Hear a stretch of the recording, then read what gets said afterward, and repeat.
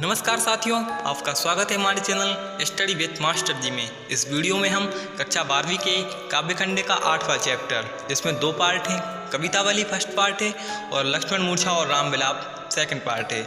इस वीडियो में हम सेकंड पार्ट को कवर करेंगे। पहले हम हर स्टेंजा की समरी को समझेंगे, उसके बाद उस स्टेंजा की ब्रीफ एक्सप्लेनेशन को समझेंगे। इसके राइटर हैं गोस्वामी तुलसीदास जी महाराज। तो यह वृत्तांत तब का है जब राम भगवान और रावण के बीच युद्ध चल रहा था। लक्ष्मण मेघनाथ की शक्ति लगने से मूर्छित हो जाते हैं। इस प्रसंग में बूटी लेने गए हनुमान जी की देरी के कारण राम अपने छोटे भाई लक्ष्मण के जीवन के लिए चिंतित हो उठते हैं। पहले स्टेंजा की समरी को देखते हैं। हनुमान जी संजीवनी बूटी को ना पहचानने के कारण पर्वत को लेकर जा रहे थे।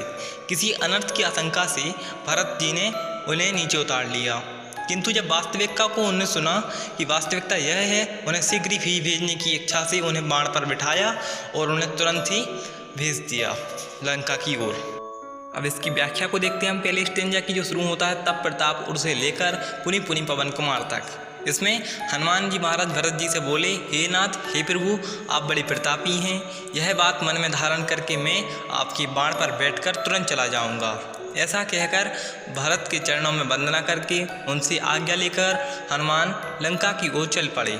हनुमान जी महाराज जब बाण पर बैठे थे तब सोच रहे थे।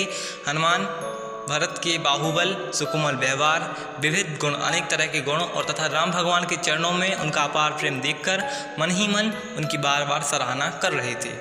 हम इसके सेकंड स्टेंजा की समरी को देखते हैं। दूसरी ओर आधी रात बीत जाने पर राम भगवान चिंतित हो उठते हैं।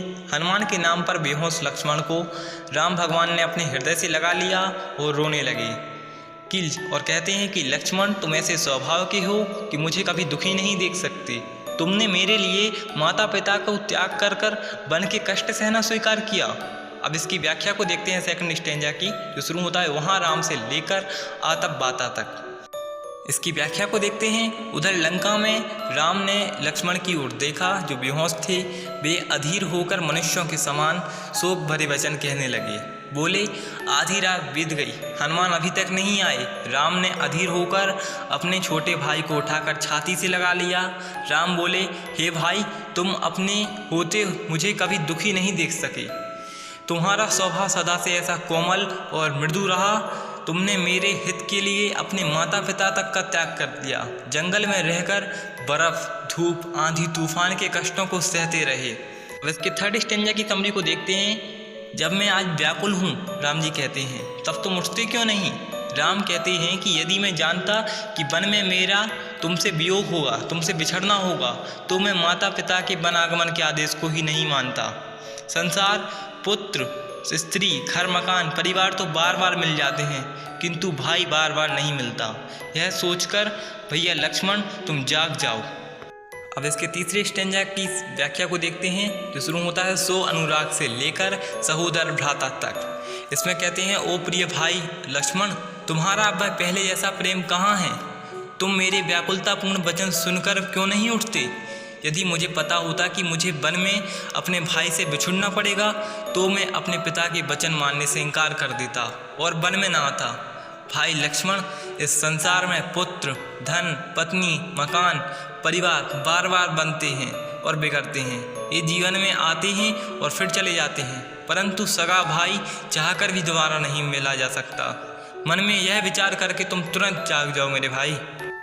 अब इसके फोर्थ स्टेंजा की समरी को देखते हैं। जैसे पंखों के बिना पक्षी, मणि के बिना सर्प, सूंड के बिना हाथी की स्थिति होती है, वैसे ही तुम्हारे बिना मेरी दशा है। यदि मैं जीवित रहा तो अयोध्या कैसे जाऊंगा, क्योंकि मुझ पर आरोप होगा कि पत्नी के खातिर भाई को खोया। मैं तो पत्नी के अपहरण से उत्पन्न उपयश को भी सहन करने को तैयार हूँ, क्योंकि संसार में नारी का जाना कोई बड़ा हर्ज नहीं है। अब फोर्थ स्टेंजा की व्याख्या को देखते हैं, जो शुरू होता है जथा पंख बिनु से लेकर छति नाही तक। इसमें राम भगवान कहते हैं, हे लक्ष्मण, हे मेरे भाई, जिस प्रकार पंछी पंखों के बिना दीनहीन होता है, जैसे मणि के बिना सांप और सूंड के बिना हाथी की दुर्दशा होती है, वैसे ही यदि दुर्भाग्य ने कठोरतापूर्वक मुझे तुम्हारे बिना जीवित रखा, तो मेरे जीवन की दशा भी ऐसी ही होगी। प्रिय भाई, मैं अयोध्या कौन सा मुँह लेकर जाऊँगा? लोग कहेंगे कि देखो, इसने अपनी पत्नी के लिए सगे भाई को गवा दिया। चलो, मैं नारी को खोना उपयश भी सहन कर लूँगा, फिर भी लोग कहेंगे कि इस कायर की पत्नी को रावण ने छीन लिया, क्योंकि इस विशेष स्थिति में पत्नी की हानि उतनी बड़ी हानि नहीं है जितनी कि भाई को खोना। अब 5वें स्टेंजा की समरी को देखते हैं कि मैं बड़ा कठोर हृदय हूँ कि मैं इस बदनामी को और तुम्हारा दुख दोनों को सहन करूँगा। तुम अपनी माता के प्यारे पुत्र हो और उन्होंने अपना हितैषी मानकर तुम्हारा हाथ मेरे हाथ में दिया था। भैया उठकर मुझे बताओ कि मैं माता सुमित्रा को क्या उत्तर दूंगा। इस प्रकार सोचते हुए राम की आंखों से आंसू टपकने लगते हैं। शिव भगवान ऊपर से देख रहे होते हैं। वो शिव पार्वती से कहते हैं कि भगवान मनुष्यों के समान विलाप कर रहे हैं। इतने में ही हनुमान जी आ गए और राम ने उनका आभार प्रकट करते हुए हनुमान जी को गले से लगा लिया। अब हम 5th स्टेंजा की व्याख्या को देखते हैं, जो शुरू होती है अब अपलोकु से लेकर वीर रस तक। इसकी व्याख्या है, अब तो हे पुत्र लक्ष्मण, मेरा यह निष्ठुर और कठोर हृदय नारी खोने की बदनामी और तुम्हारा शोक दोनों को ही सहन करेगा, अर्थात तुम्हारे बिना मुझे तो सीता प्राप्त होगी ही नहीं। हे भैया, तुम अपनी माता के एक ही पुत्र हो और तुम उस माँ के प्राणों के आधार हो, यानी तुम्हारी माँ सिर्फ तुम्हारे आधार पर ही जीवित है। तुम्हारे बिना तुम्हारी माँ भी जीवित नहीं रह पाएगी। हे लक्ष्मण, तुम्हें हर प्रकार से सुखदायी और हितैषी मानकर ही तुम्हारी माता ने तुम्हारा हाथ पकड़कर मेरे हाथ में दिया था। अब तुम ही बताओ, मैं तुम्हारे बिना उन्हें जाकर क्या उत्तर दूंगा। मुझे यह बात सिखाते समझाते क्यों नहीं। अब आगे इस प्रकार संसार के प्राणियों को चिंता मुक्त करने वाले भगवान सिया राम स्वयं अनेक प्रकार की चिंताओं में डूब गए। उनके कमल जैसे विशाल नयनों से आंसुओं बहने लगे तथा कथावाचक शिवजी ने पार्वती को कहा। ऊपर भगवान शिव पार्वती मैया को कथा सुना रहे थे। वे कहते हैं, देखो वे राम जो स्वयं संपूर्ण हैं, अखंड हैं, अद्वितीय हैं, परम ब्रह्मा हैं, अपने भक्तों को कृपा पूर्वक नरलीला दिखा रहे हैं, यानी भक्तों पर कृपा कर रहे हैं। वे जानबूझकर सामान्य नरों जैसा आचरण कर रहे हैं, व्यवहार कर रहे हैं। अब जब भगवान राम रो रहे थे तब वानरों का समूह उन्हें दुख से व्याकुल हो उठा और उनको दुख को देखकर बहुत ही ज़्यादा अधीर हो गए, यानी व्याकुल हो गए, उनके मन बहुत दुखी हो गया। तभी हनुमान जी अचानक से इस तरह प्रकट हो गए जैसे करुण रस में अचानक वीर रस प्रकट हो गया हो। आशा यह है कि हनुमान जी के आने से शोक का वातावरण वीरता से ओतप्रोत हो गया, यानी सब में वीरता का साहस भर गया। हम 6th स्टेंजा की व्याख्या को देखते हैं। वैद्य ने तुरंत ही दवा दी लक्ष्मण को और प्रसन्नता पूर्वक बैठ गए। राम ने अपने भाई को हृदय से लगाया, समस्त सेना प्रसन्न हो उठी। राम ने हनुमान से कहा, वैद्य जी को तुरंत सम्मान सहित उनके घर पहुंचाओ। अब 6वीं इसकी व्याख्या को देखते हैं, जो शुरू होती है, हर्षि राम भेंटू हनुमाना से लेकर लई आवत तक। श्री राम ने प्रसन्न होकर हनुमान जी से भेंट की। वे परम ज्ञानी प्रभु होकर भी हनुमान के प्रति बहुत आभारी हुए। उन्होंने हनुमान को अपना उपकार दिया और तब तुरंत वैद्य जी ने लक्ष्मण का उपचार शुरू कर दिया। परिणाम स्वरूप लक्ष्मण प्रसन्नता पूर्वक उठ बैठे। उन्हें होश आ गया। राम भाई को हृदय से लगाकर मिले। यह मिलन देखकर वहाँ उपस्थित सभी भालू, बानर आदि सब प्रसन्न हो उठे।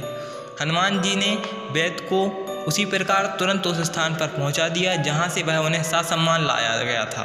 हनुमान जी जड़ी बूटी ले आए, साथ में वैद्य जी को भी ले आए। उन्होंने उपचार किया और लक्ष्मण जी वहाँ से फिर से प्रसन्नतापूर्वक उठ बैठे और होश उन्हें आ गया और वैद्य जी को वापस हनुमान जी ने उन्हें सासम्मान पहुँचा दिया जहाँ से वह उन्हें लाए थे। अब 7वें स्टेंजा की समरी को देखते हैं। जब लक्ष्मण की मूछा टूटने का समाचार रावण को मिला तो वह बहुत दुखी हुआ। वह परेशान होकर अपने छोटे भाई कुंभकर्ण के पास गया, जिसे अनेक उपाय करके जगाया गया था। जगाने पर कुंभकर्ण ऐसा लग रहा था मानो काल ने शरीर धारण कर लिया हो। कुंभकर्ण ने रावण की उदासी का कारण पूछा। इस 7वें स्टेंजा की हम समरी को एक्सप्लेनेशन को देखते हैं, व्याख्या को देखते हैं। यह वृत्तांत दशानन सुनेऊ से लेकर काहे तब मुख रहे सुखाई तक। लक्ष्मण की व्याख्या है, लक्ष्मण की मूछा टूटने का समाचार सुनकर रावण के होश उड़ गए। उसने सारा वृत्तांत सुना।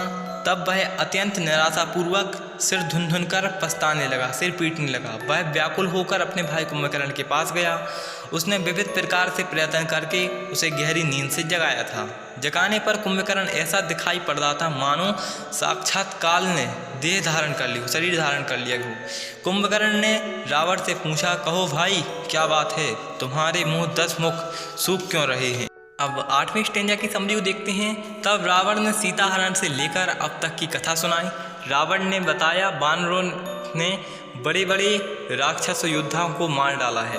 दुर्मुख, देवांतक, मनुष्यभक्षक, अतिकाय, अकंपन तथा महोदर सहित रणधीर वीर रणभूमि में माने महान से महान योद्धाओं वीर रणभूमि में मारे जा चुके हैं। और ये सब इसके नाम बताए हैं राक्षसों के।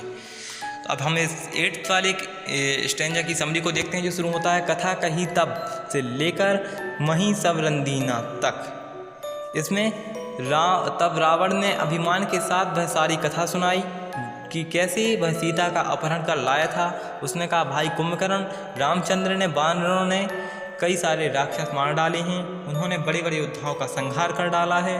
दुर्मुख, देवशत्रु, मनुष्य भक्षक यानी नरांतक, महायुद्ध, अतिकाय, भारी भरकम, अकंपन और महोदर आदि अन्य रणधीर यानी महान से महायोद्धा युद्ध भूमि में मरे पड़े हैं।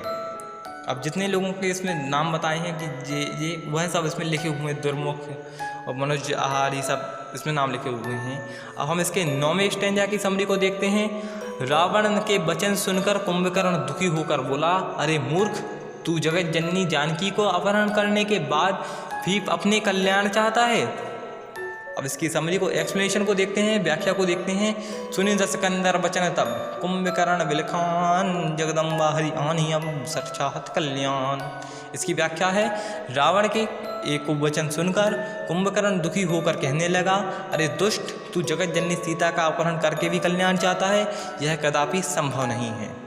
हमने इस 8th चैप्टर की सेकंड पार्ट को पूरे अच्छी तरीके से कवर कर लिया हो। आपको वीडियो पसंद आई तो वीडियो को लाइक करें, कमेंट करें, शेयर करें, सब्सक्राइब करें। Thank you so much for watching video till and.